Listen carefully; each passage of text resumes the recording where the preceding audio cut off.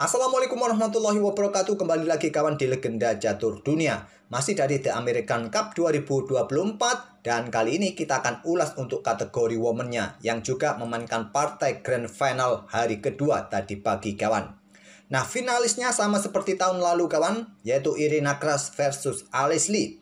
Tahun lalu Irina Kras pemenangnya, dan sekarang dia mencoba mempertahankan gelarnya dari Alice Lee kembali kawan. Walaupun sempat Alice Lee ini dikalahkan oleh Irina Kras di partai final, Alice Lee turun ke bracket bawah, menang dan naik kembali dan mengalahkan Irina Kras di hari pertama dalam permainan rapid.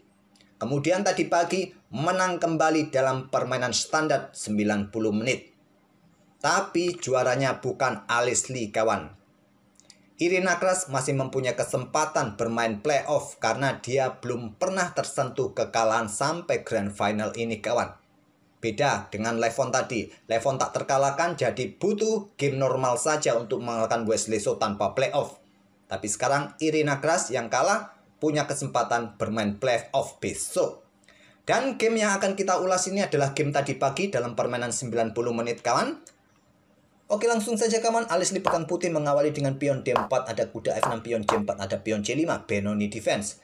Pion D5, nah kebanyakan hitam melanjutkan Bengko Gambit dengan pion B5 kawan. Tapi kita tidak ulas Bengko Gambit, admin juga tidak terlalu paham Bengko Gambit. Nah, pilihan keduanya pion E6, tapi memilih dengan pion E5 langsung.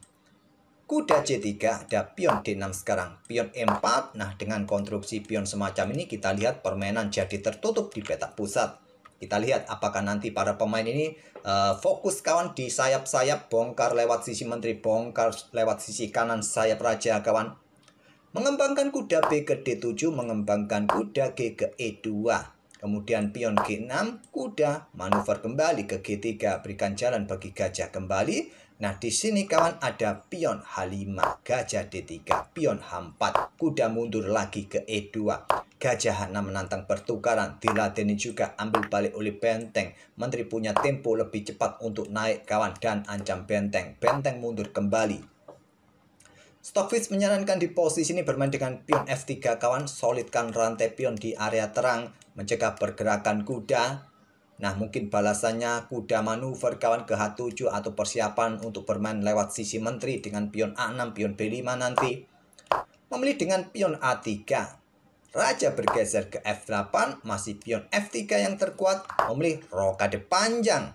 Raja ke G7, nah Stockfish sarankan raja ke C2 kawan. Memilih dengan pion G3. Ingin menantang permainan terbuka untuk manfaatkan lajur G nanti ke depan kawan, atau lajur H. Nah, kalau diterima seperti ini, lajur G bisa dibuka kawan, bisa diambil menggunakan kuda, tapi yang terkuat yang menggunakan pion H agar lajur H yang terbuka kawan. Memilih dengan langkah pion A6, persiapan pion B5-nya. Sekarang pion F4, baru sekarang kuda G4 kawan. Awas ancaman garbuan, sekarang benteng D ke F1, jaga peta F2. Akhirnya permainan dibuka oleh Irina Kras, pion H pukul, pion G3. Pion H pukul balik pion G3, kuda D berkembang ke F6, buka jalan bagi gajah segera berkembang juga agar dua benteng cepat terkoneksi. Putih disarankan Stockfish melakukan pertempuran terlebih dahulu di lajur H kawan yang terkuat. Memilih raja bergeser ke B1. Nah, kuda H2 merupakan ide yang cukup bagus kawan untuk ancam benteng di sini. Nanti persiapan manuver ancam menteri dan mungkin bisa sampai peta D4 kawan. Kalaupun benteng bergerak ke peta F2 untuk serang kuda di sini ada kuda juga bisa backup saudaranya sekaligus serang benteng kawan. Memilih dengan gajah terang berkembang ke D7. Masih cukup normal, cukup wajar untuk mengembangkan perwira untuk perkuat peta B5 ini kawan. Untuk pertempuran nanti di peta B5. Nah, masih pertukan benteng bisa didahului oleh putih, memilih dorong pion F5. Masih kuda ke H2 yang terkuat, memilih benteng B8, menambah daya gedor lajur B. Kuda, maksud saya benteng kawan, diangkat ke peta H4 menurut Stockfish yang terkuat, memilih dorong pion A4. Untuk mencegah pergerakan pion kawan, baku hantam. Nah, baru sekarang kuda H2.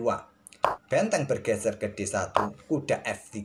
Menteri mundur ke C1, kuda G4 mulai diaktifkan kembali kawan, kuda-kuda untuk berikan juga jalan bagi menteri ini untuk menusuk nanti ke petak G5 kah, ke petak F6 kah. Pertukaran benteng, pukul benteng H8 ambil balik oleh menteri. Nah, benteng H1 kawan.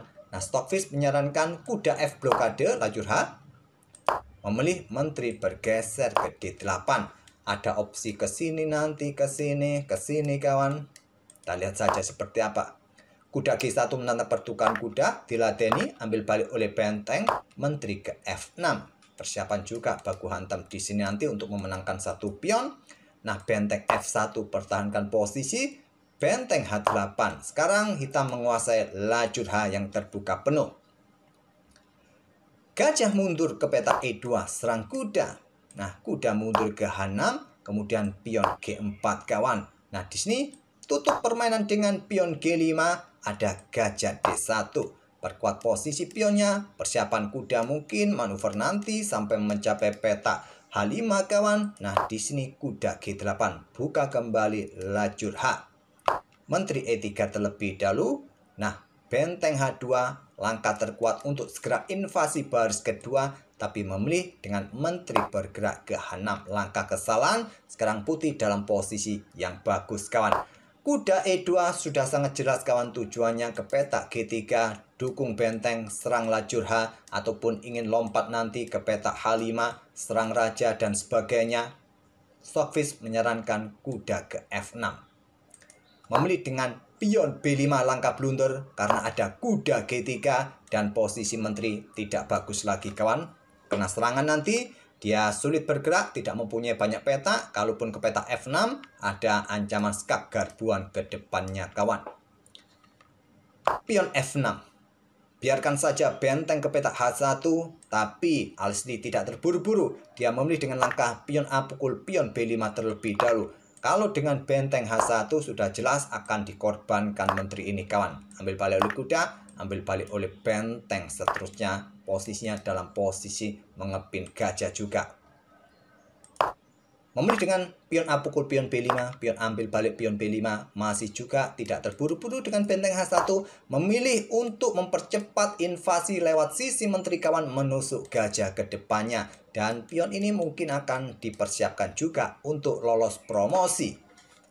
Raja ke F7, menteri A7, raja ke E7, backup gajah, baru benteng H1.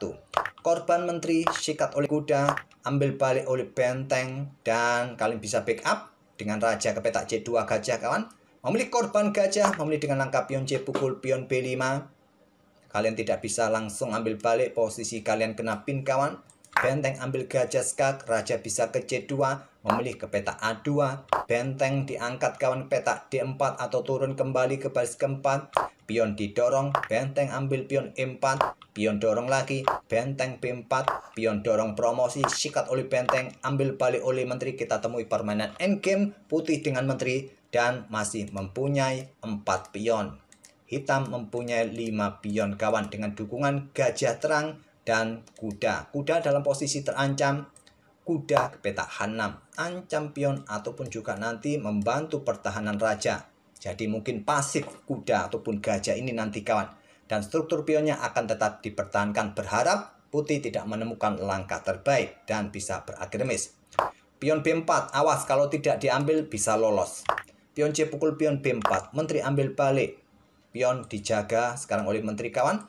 Kuda ke F7, raja mulai aktif ke B3, gajah mundur ke E8. Sekarang menteri naik ke petak B8, gajah kembali ke D7, menteri ke C7 agar gajah tidak bisa bergerak kawan. Raja bergerak ke E8, sudah sangat sulit. Posisi gajah, posisi kuda, posisi raja dalam posisi yang lumpuh dijaga oleh menteri putih. Raja putih B4, raja hitam E7, raja putih naik terus kawan. Raja hanya bisa mondar-mandir, raja hitam. Raja naik terus ke petak B5, mondar-mandir kawan. Dan menteri ke C4 sekarang. Berikan tempat bagi raja. Gajah sekarang mondar-mandir ke E8, raja C7 ke D7. Menteri bergeser ke lajur B, persiapan menusuk baris belakang ataupun ke petak B7 nanti. Gajah E8, menteri B7, awas discover kawan. Gajah kembali ke D7, sekarang menteri B8.